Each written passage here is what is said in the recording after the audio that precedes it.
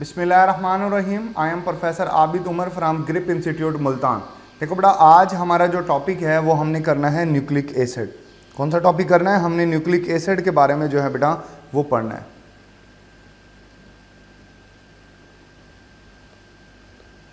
देखिए, nucleic acid जो है बेटा वो फर्स्ट ऑफ ऑल जो साइंटिस्ट था फ्रेडरिक मिक्सचर, इसने जो है बेटा वो इसको डिस्कवर किया था। इसने डिस्कवर किया था दो चीज़ों में के अंदर। ये भी एमसीक्यूज का पॉइंट है, आपको याद रखना है। इसने जो है बेटा वो इसको डिस्कवर किया था ह्यूमन पस सेल में, ह्यूमन पस सेल में और फिश के स्पर्म के अंदर। ये दो पार्ट थे जिसके अंदर जो है बेटा इसने न्यूक्लिक एसिड को जो है वो डिस्कवर किया था। अच्छा, अब बेसिकली जो न्यूक्लिक एसिड होता है उसका मोनोमर होता है न्यूक्लियोटाइड। कौन होता है मोनोमर? वो न्यूक्लियोटाइड होता है। ठीक है। इसके अलावा जो न्यूक्लिक एसिड के बारे में जो बात जानने वाली है, दो बड़े इंपॉर्टेंट टाइप के न्यूक्लिक एसिड होते हैं जिनको हमने स्टडी करना है। उसमें एक जो है बेटा वो डीएनए है और दूसरा जो है वो आरएनए है। आप जानते हो कि DNA stand for deoxyribo nucleic acid और इसी तरह RNA stand for ribo nucleotide या राइबो न्यूक्लिक एसिड जो है बेटा वो उसको कहा जाता है। न्यूक्लियोटाइड इस वजह से लिखा हुआ है क्योंकि इसका बेसिकली जो मोनोमर होता है वो न्यूक्लियोटाइड होता है। चले नेक्स्ट जो है बेटा न्यूक्लियोटाइड के बारे में थोड़ा सा हम पढ़ लेते हैं कि न्यूक्लियोटाइड क्या होता है। न्यूक्लियोटाइड जो है ये मोनोमर होता है न्यूक्लिक एसिड का और बेसिकली इसके जो है बेटा वो तीन पार्ट होते हैं। सबसे पहली चीज जो इसके अंदर होती है वो होती है पेंटोज शुगर। Pentose sugar. दूसरी जो चीज इसके अंदर पाई जाती है बेटा वो है इसका फास्फेट ग्रुप। इसमें फास्फेट ग्रुप पाया जाता है। ठीक हो गया। और तीसरी जो चीज इसके अंदर पाई जाती है बेटा वो पाई जाती है नाइट्रोजिनस बेस। Nitrogenous base. ये तीन बेसिक चीजें जो है वो एक न्यूक्लियोटाइड के अंदर पाई जाती है। अच्छा, इसके अंदर जो है बेटा अगर आप देखो ना, अगर आप देखें ये वाला जो हिस्सा है, ये वाला हिस्सा, ये हिस्सा इसका कांस्टेंट होता है। मतलब हर न्यूक्लियोटाइड में ये फिक्स होगा, पेंटोज शुगर होगी और फास्फेट ग्रुप होगा, ये कांस्टेंट होगा। तो दैट्स वाई इसको बैकबोन कहा जाता है इस स्ट्रक्चर का। आप कहते हो ना कि डीएनए के अंदर जो है बेटा वो शुगर फास्फेट बैकबोन होते हैं। ये वर्ड आपने अक्सर पढ़ा होगा कि शुगर फास्फेट जो है बेटा वो क्या पाई जाती है? शुगर फास्फेट बैकबोन पाई जाती है। ये आपने अक्सर लफ्ज पढ़ा होगा। ठीक है ना। क्यों मैं आपको बैकबोन का कंसेप्ट ऑलरेडी अमीनो एसिड में बता चुका हूं कि वो पार्ट होता है जो कि कांस्टेंट रहता है, चेंज नहीं होता। जो नाइट्रोजिनस बेस वाला जो इसका पार्ट है ना वो वेरिएबल है, ये चेंज होता रहता है। हर न्यूक्लियोटाइड में सिर्फ और सिर्फ जो है वो नाइट्रोजिनस बेस का फर्क होता है। देखें, नाइट्रोजिनस बेस बेसिकली दो तरह की होती हैं। दे मे बी प्यूरिन्स और दे मे बी पायरिमिडीन्स। ये प्यूरिन्स भी हो सकती हैं, पायरिमिडीन भी हो सकती हैं। जो प्यूरिन होती हैं बेटा उसको मसलन उसकी दो एग्जांपल है, एडिनिन एंड गोवानिन। ठीक हो गया, ये दो तरह की एग्जांपल है। इसी तरह जो है बेटे आप यहां से ले लें, इसी तरीके से पायरिमिडीन में जो है बेटा वो तीन एग्जांपल्स इसके अंदर लाई करती हैं। First one is thymine, second one is cytosine, third one is uracil. ये तीन एग्जांपल जो हैं वो पायरिमिडीन की हैं जो नाइट्रोजिनस बेसिस की। डीएनए में या आरएनए में चार तरह की नाइट्रोजिनस बेसिस पाए जाते हैं। यूरासिल या सिर्फ आरएनए में होती है और थायमीन सिर्फ और सिर्फ जो है वो डीएनए के अंदर पाई जाती है। ये छोटा सा जो है बेटा वो बेसिक इंट्रोडक्शन था। अच्छा, आपको एक और बात बताता हूं, वो बात भी जानने वाली है। चले इसी में बता देता हूं। अब इसके अंदर ना देखें, ये वाला जो पार्ट है ना, ये वाला पार्ट जिसमें नाइट्रोजिनस बेस और पेंटोज शुगर है, इसको न्यूक्लियोसाइड कहा जाता है। क्या कहा जाएगा? न्यूक्लियोसाइड, जिसमें फास्फेट ग्रुप शामिल नहीं है। न्यूक्लियोसाइड के साथ अगर फास्फेट ग्रुप को ऐड कर दिया जाए तो वो न्यूक्लियोटाइड बन जाता है। ठीक हो गया ना। सिर्फ इसमें न्यूक्लियोसाइड के अंदर नाइट्रोजनस बेस और पेंटोज शुगर आ जाएगी, न्यूफॉस्फेट ग्रुप नहीं आता। फास्फेट ग्रुप को निकाल दिया जाए न्यूक्लियोटाइड में से तो वो न्यूक्लियोसाइड बन जाता है, और न्यूक्लियोसाइड में अगर आप फास्फेट ग्रुप को ऐड कर दो तो वो न्यूक्लियोटाइड बन जाता है। चलें आगे चलते हैं अब नेक्स्ट। देखो बेटा यहां से आपको प्रिपेयर करना है, ये भी बड़ा ही इंपॉर्टेंट पार्ट है। देखें अभी हमने नाइट्रोजनस बेसिस की बात की, नाइट्रोजनस बेस वाले पार्ट से अक्सर औकात जो है वो यहाँ पर एमसीक्यूज आते हैं। मसलन देखिए ये पायरामिडीन का स्ट्रक्चर यहाँ पर लिखा हुआ है। पायरामिडीन जो होता है बेटा ये एक 6 कॉर्नर रिंग स्ट्रक्चर होता है। इसके अंदर जो है वो आपको इसका स्ट्रक्चर प्रिपेयर करना है। बाज़ का ऐसा हो जाता है कि क्वेश्चन आ जाता है कि how many nitrogen atoms are present in the pyrimidine structure, तो आपको पता होना चाहिए कि 2 नाइट्रोजन एटम होते हैं, ठीक है ना। ये देखिए साथ में आपको इनकी पोजीशन भी याद करनी कि ये 1 और 3 पोजीशन के ऊपर होते हैं। Then how many carbon atom are there in pyrimidine, आप जानते हो कि ये 4 कार्बन होते हैं इसकी रिंग के अंदर। Then how many double bond are there, तो 3 डबल बॉन्ड जो है बेटा वो पाएगा। मतलब इस स्ट्रक्चर को किसी भी एंगल से यहाँ से एमसीक्यूज बनाया जा सकता है। इसी तरह साइटोसिन में जो है बेटा वो आ जाता है कि how many nitrogen atom are present in cytosine, तो नाइट्रोजन 3 होते हैं, रिंग में 2 होते हैं, लेकिन ओवरऑल जो नाइट्रोजन होते हैं वो 3 होते हैं, ठीक हो गया। इसी तरह और भी एंगल से दिया जा सकता है, यूरासिल के बारे में आ सकता है। थायमीन और यूरासिल का फर्क जो होता है वो सिर्फ और सिर्फ बेटा जो है वो इस मिथाइल ग्रुप का होता है, जो कि पोजीशन नंबर 5 के ऊपर पाया जाता है, पोजीशन नंबर 5 के ऊपर पाया जाता है। ये बात आपने याद रखनी है। इसी तरीके से मैं जो है आगे चलूंगा। ये बेटा सिंगल रिंग स्ट्रक्चर होता है, this will be a single ring structure, जबकि जो पायरामिडीन्स के अलावा जो प्यूरिन्स होते हैं वो डबल रिंग स्ट्रक्चर होता है। कौन सा स्ट्रक्चर होगा, this will be a double ring structure. अच्छा अब ये डबल रिंग स्ट्रक्चर की बात हम कर लेते हैं। इसमें भी आपने इसी तरीके से आ सकता है कि how many nitrogen are there, तो बेटा आप देख सकते हो 1 2 3 और इसके अंदर 4 नाइट्रोजन जो है बेटा वो पाए जाते हैं रिंग के अंदर, ठीक है ना। अगर एडिनिन की बात करोगे तो उसमें फिर ये 5 हो जाएंगे क्योंकि एक रिंग से बाहर भी है, ठीक है ना। तो ये गोवनिन के अंदर भी जो है बेटा ये 5 है, 4 रिंग के अंदर है और एक जो है वो रिंग से बाहर है। तो ये बेटा इसको प्रिपेयर करने का बेहतरीन तरीका ये है कि बहरहाल आप इसकी प्रैक्टिस करें, आप इसको बनाएं 2 से 3 दफ़ा। ये स्ट्रक्चर आपको बनाने आना चाहिए, साथ साथ आपको इनकी नंबरिंग भी आनी चाहिए। इसमें जो है वो नंबरिंग भी मेंशन है, आपको इसकी नंबरिंग भी प्रिपेयर करनी है। आपने अपने खुद से नंबरिंग नहीं देनी, ये स्टैंडर्ड नंबरिंग होती है जिसको आपको फॉलो करना पड़ेगा, ये आपको हेल्प आउट करेगा। चलें यहाँ से फिर मैं आगे मूव करता हूँ। देखें देखो बेटा राइबोस और डीऑक्सी राइबोस के अंदर मैंने आपको फर्क बताया था। ये सिंपल राइबोस है, ये जो पेंटोज शुगर होती है ये सिर्फ आरएनए में पाई जाती है। किस में पाई जाती है, आरएनए में। जबकि डीएनए की बात करें तो उसके अंदर होती है डीऑक्सी राइबोस।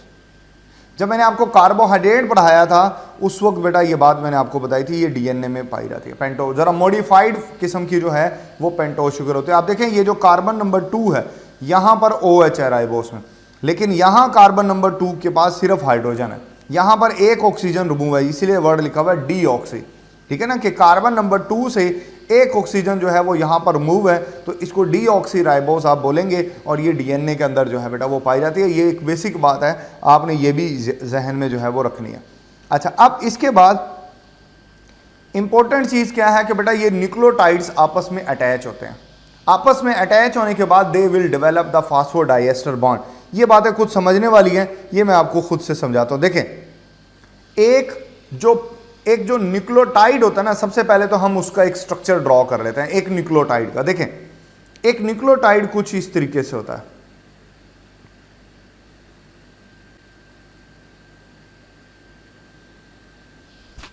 देखें ये पेंटोज शुगर है, यहां पर होती है नाइट्रोजनस बेस कार्बन नंबर 1 के ऊपर। पहले तो ये बात याद रखनी है, ठीक हो गया। फिर यहां पर जो है बेटा वो है CH2O फास्फेट ग्रुप है, ठीक है ना, ये बात आपने याद रखनी है। This will be a phosphate group, ठीक है ना। अच्छा यहां पर आएगा HOH HOH और यहां पर आप H लगा सकते हैं, ठीक हो गया। अच्छा सबसे पहले तो आप इनकी नंबरिंग कर लें। ये मैं इनकी नंबरिंग कर देता हूं। कार्बन नंबर 1 2 3 4 और ये 5। इस पेंटोज शुगर में ये एक न्यूक्लियोटाइड है। न्यूक्लियोटाइड के अंदर जो बेटा कार्बन नंबर 1 के ऊपर नाइट्रोजनस बेस अटैच होते हैं, ये हमेशा ऐसे ही होता है। कार्बन नंबर 3 बड़ा इंपॉर्टेंट है क्योंकि यहां फास्फोडाइएस्टर बॉन्ड फॉर्मेशन में इसकी इन्वॉल्वमेंट है। कार्बन नंबर 5 भी बड़ा इंपॉर्टेंट है क्योंकि इसके ऊपर फास्फेट ग्रुप अटैच है। कार्बन नंबर 5 के ऊपर फास्फेट ग्रुप अटैच है, कार्बन नंबर 1 के ऊपर नाइट्रोजनस बेस अटैच है, और जो कार्बन नंबर 3 है उसने जो है बेटा वो नेक्स्ट फास्फोडाइएस्टर बॉन्ड जो है वो डेवलप करना है। चलें ये कैसे होगा ये अब हम देख लेते हैं जी, ये फास्फोडाइएस्टर बॉन्ड कैसे बन जाएगा। देखें एक और न्यूक्लियोटाइड जो है वो मैं ड्रॉ करने लगा हूं, ये ले,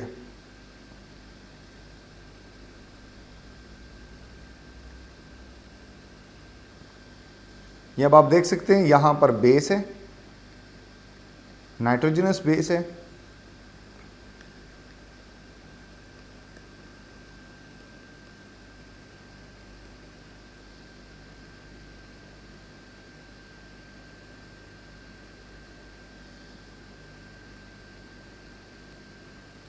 ये तो बेटा क्या होगा, होगा ये कि यहां पर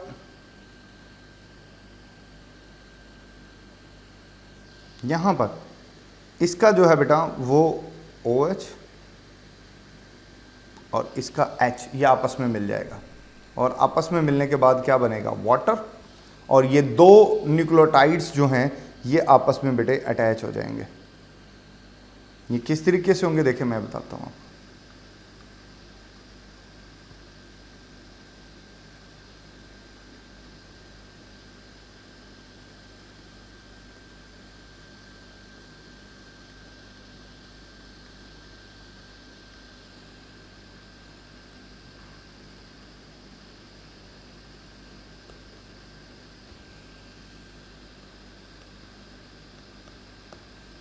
ये अब आप देख सकते हो ये यहां पर अटैच हो गया। ये जो बॉन्ड बना है इस बॉन्ड को जो है बेटा वो आप नाम देते हो फास्फो डाइएस्टर बॉन्ड, ठीक है ना। इसको याद करने का तरीका बता देता हूं, ये होता है कोपेक। कोपेक बड़ा मशहूर वर्ड आजकल ये वर्ड है कोपेक, जो है ना, कार्बन फिर ऑक्सीजन फिर फास्फेट फिर ऑक्सीजन और फिर कार्बन, ये फास्फोडाइएस्टर बॉन्ड बन जाता है। ठीक हो गया। अच्छा अब ये फास्फोडाइएस्टर बॉन्ड आपने देखा कि ये जनाब जो है ऊपर वाले न्यूक्लियोटाइड का तीसरा और यहाँ नीचे वाले न्यूक्लियोटाइड का पांचवां कार्बन जो है ये बॉन्ड बनाता है, ठीक है ना। ये बात आपने याद रखनी। अब ना मैं एक दो सवाल आपसे पूछता हूँ। देखें सबसे पहले क्वेश्चन नंबर 1, आपने इनका मुझे आंसर करना है। देखें सबसे पहला क्वेश्चन है बेटा, how many water molecule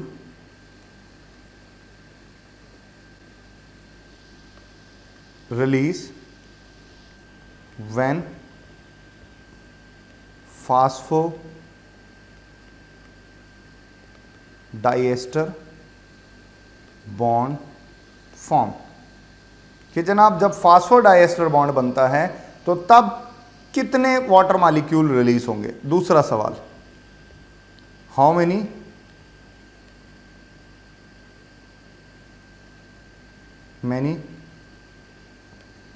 water molecule release when two nucleotides attach। देखिए ये क्वेश्चन का जवाब मैं देता हूं आपको, दोनों सवालों के जवाब देता हूं। देखो बेटा पहला दूसरे सवाल से हम शुरू कर रहे थे कि how many water molecule release when two nucleotide attach. आप अगर पिछली स्लाइड पर चले जाएं तो ये दो न्यूक्लियोटाइड हमने अटैच किया, और आप जानते हैं कि जब हमने दो न्यूक्लियोटाइड अटैच किए तो एक वाटर मॉलिक्यूल रिलीज हुआ। क्या जवाब आया, 1 वाटर मॉलिक्यूल। तो डेट्स वाई इसको दूसरे का जो जवाब बन गया, जो आंसर बना बेटा वो क्या बना, 1 वाटर मॉलिक्यूल। कि जब दो न्यूक्लियोटाइड अटैच हुए, दो मुख्तलिफ बातें हैं, इन दोनों का मतलब एक नहीं है कि जब दो न्यूक्लियोटाइड आपस में अटैच होंगे तो एक एस्टर बॉन्ड बनता है, एक एस्टर बॉन्ड बनता है, ठीक है ना। क्योंकि एक एस्टर बॉन्ड जो है ना, आप ये देख सकते हो ये वाला जो एस्टर बॉन्ड है ये पहले से बना हुआ था, ये वाला, ये एस्टर बॉन्ड पहले से बना हुआ था, सिर्फ ये एस्टर बॉन्ड बना है। बात समझ आ गई ना। क्योंकि एक एस्टर बॉन्ड बनता है तो फिर वाटर मॉलिक्यूल भी एक ही रिलीज होगा। लेकिन इसके कंपैरिजन में अगर जब आप बात करते हो फास्फोडाइएस्टर बॉन्ड की, देखो अब आप बात कर रहे हो फास्फोडाइएस्टर बॉन्ड। देखो डाई एस्टर का वर्ड जब आप यूज कर रहे हो तो इसका मतलब है कि 2 एस्टर बॉन्ड बन रहे हैं, और 1 ester bond that will be equal to 1 water molecule. ठीक हो गया ना। जब आप बात करो फास्फोडाइएस्टर, यानी आप खुद पूछ रहे हो कि 2 एस्टर बॉन्ड में बताएं, तो फिर बेटा यहां पर आंसर इसका आएगा 2 वाटर मॉलिक्यूल, 1 नहीं आएगा, 2 आएगा। जब 2 न्यूक्लियोटाइड अटैच हो रहे थे तो एक एस्टर बना था, एक एस्टर पहले से बना हुआ था। लेकिन जब आपने बात ही फास्फोडाइएस्टर की कही है तो फिर बेटा इसका आंसर जो है वो 2 वाटर मॉलिक्यूल जो है वो आ जाएगा। ठीक है, ये इस तरीके से जो है बेटा आपने इसको याद रखना है। अच्छा, फिर एक दो बातें और हैं, चलें वो भी हम सीख लेते हैं। इसके सीखने से पहले देखें एक और चीज जो पूछ ली जाती है कि वो भी आप बता दें जनाब, कि तीसरा सवाल में आ जाता है कि फॉर एग्जांपल जो है, मैं आपको एक स्ट्रक्चर दिखाता हूं, उससे बात आपको ये देखें, ये स्ट्रक्चर आपके पास गिवन है, ये आप देख सकते हो कि यहां पर जो है बेटा अब आपने बताना है कि फॉर एग्जांपल, आप यहां पे लिखो for example 4 nucleotides attach how many phosphodiester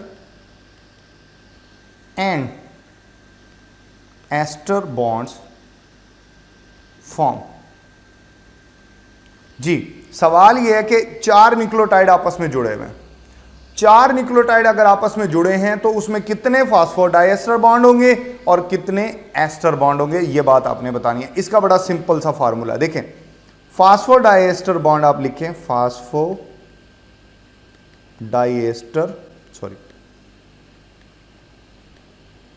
bond, तो उसमें आप लिख दें n-1। क्या लिखेंगे? n-1। n जो है ना, n ये क्या होता है? ये होता है नंबर ऑफ न्यूक्लियोटाइड्स। ये क्या होता है? नंबर ऑफ न्यूक्लियोटाइड होगा ये। ठीक है ना। देखें फर्ज कर रहे हैं यहां पे 4 है, 1 2 3 और ये 4 है, तो आप ये लिखें 4 - 1, तो आंसर आ जाएगा 3। तो मतलब इसमें 3 फास्फोडाइएस्टर बॉन्ड आप ये देख सकते हो, 1 2 और ये 3। ये फास्फोडाइएस्टर नहीं, सिर्फ फास्फोएस्टर बॉन्ड है, तो 3 है ये। इसी तरह अगर आपने एस्टर बॉन्ड निकालना है, सिंपल एस्टर बॉन्ड्स निकाल लें, ठीक हो गया। एस्टर बॉन्ड अगर निकालने तो आप लिखोगे 2n-1, ठीक हो गया। तो ये 2 आ जाएगा, यहां पर 4 आ जाएगा, -1 आ जाएगा, ये 8 हो जाएगा, ये यहां पर इसका आंसर आ जाएगा 7। ये कैसे है देखें, अब ये 1 2 3 4 5 6 और ये 7 इसके अंदर 4 न्यूक्लियोटाइड अटैच हैं, 7 एस्टर बॉन्ड है, 3 जो है वो फास्फोडाइएस्टर बॉन्ड है। फिर अब इस पूरे स्ट्रक्चर से वाटर मॉलिक्यूल कितने रिलीज होंगे? इस पूरे से 7 एस्टर हैं तो 7 वाटर ही होंगे, ठीक है ना, 7। और अगर पूछा जाता है कि how many water molecule are release in 3 phosphodiester, देखो वर्ड पूछ रहा है 3 फास्फोडाइएस्टर, एक फास्फोडाइएस्टर में 2 हैं, तो 3 फास्फोडाइएस्टर में जो है बेटा वो 6 वाटर मॉलिक्यूल जो हैं वो हो जाएंगे। तो ये एरिया थोड़ा सा बेटा एक्सप्लेन करने का मकसद ये था कि इस एरिया में कोई ट्रिकी चीज जो है बेटा पेपर में आ ना जाए, तो आपको इस एरिया के सारी बातें जो है वो क्लियर होनी चाहिए, इसका मकसद ये था। चलें आगे चलते हैं। नेक्स्ट जो है बेटा ये डायग्राम आपको देखिए, दिस मीन द एरवन चेरगॉफ ने जो है बेटा जब वाटसन और क्रिक का मॉडल आया था तो उसके अंदर जो है बेटा एक चीज ये भी एक्सप्लेन की जाती है कि जो नंबर ऑफ एडेनिन होते हैं they will always equal to number of thymine. इसी तरह जो गोवानिन होते हैं वो that will be equal to cytosine.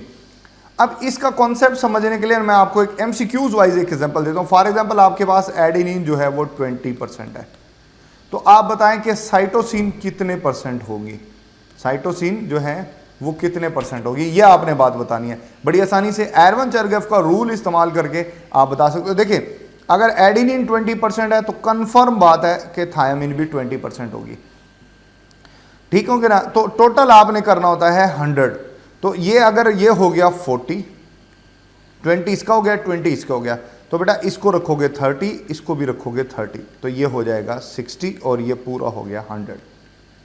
ठीक हो गया। तो अब आपको पता चल गया कि जो साइटोसिन है वो 30% होगा।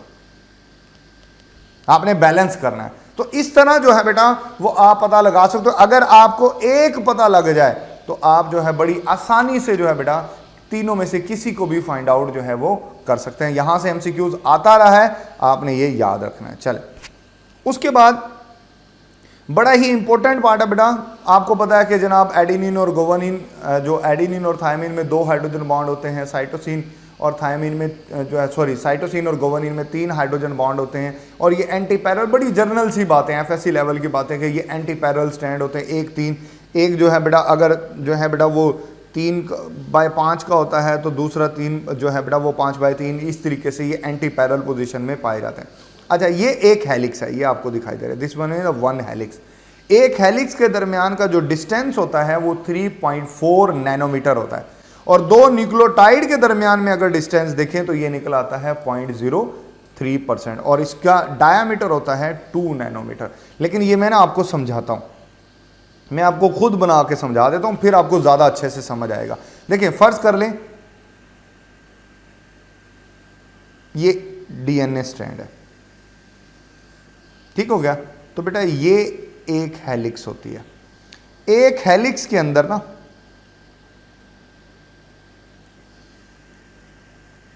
1 2 3 4 5 6 7 8 9 और ये 10 जो है बेटा 10 बेस पेयर होते हैं, पेयर होते हैं, ठीक है ना, या 20 बेसिस होती है इन सिंगल हेलिक्स। एक सिंगल हेलिक्स के अंदर जो है बेटा वो 20 बेसिस होते हैं, ये बात आपने याद रखनी है। फिर उसके बाद इन 20 बेसिस के दरमियान में एक हेलिक्स का जो डिस्टेंस होता है वो होता है 3.4 नैनोमीटर। और अगर आप इसको आंगस्ट्रॉम कर दें तो ये 34 आंगस्ट्रॉम होगा, क्योंकि 1 नैनोमीटर आप जानते हैं वो इक्वल होता है 10⁻⁻⁹ मीटर के, जबकि 1 angstrom is equal to 10⁻⁻10 metres. ये बात आपने याद रखनी, ठीक हो गया। अच्छा, ये तो है 10 बेस पेयर्स के दरमियान में फासला। और अगर वो कहे कि सिंगल बेस पेयर में, यानी यहां से लेके यहां तक का ये फासला आप बता दें, तो बड़ा सिंपल सा बेटा, अगर 10 के अंदर जो है 3.4 नैनोमीटर है तो एक में कितना होगा 3.4 डिवाइडेड बाय 10, तो आंसर आ जाएगा बेटा 034। ये आप लिख लेते हैं 034, ठीक हो गया। और ये है डायामीटर, ये क्या है, डायामीटर है डीएनए का, ये आपने याद रखना है। ये होता है 2 नैनोमीटर, कितना होगा 2 नैनोमीटर। और डायामीटर को मेंटेन करता है हाइड्रोजन बॉन्ड्स, क्योंकि डीएनए के दरमियान में हाइड्रोजन बॉन्ड होते हैं, ठीक है ना। ये अब आप देख सकते हो, ये देख लेंगे, यही बातें बताई हुई जो मैंने बताया आपको। ये 2 नैनोमीटर, ये देखिए 2 नाइट्रोजनस बेसिस के दरमियान में डिस्टेंस बताया हुआ, ठीक हो गया ना। ये बाकी चीजें सिलेबस में है नहीं, माइनर ग्रूव, मेजर ग्रूव और ये बातें जो हैं बेटा ये नहीं है। चले आगे चलते हैं, नेक्स्ट।